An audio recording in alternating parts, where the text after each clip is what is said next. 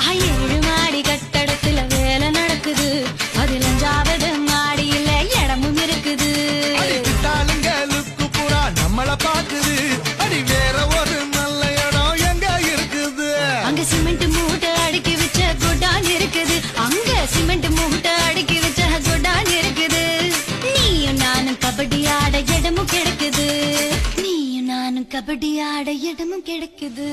சின்ன வீடா வரட்டுமா பெரிய வீடா வரட்டுமா? மேஸ்திரிக்கு சின்ன வீடு பிடிக்குமா? நம்ம மேஸ்திரிக்கு பெரிய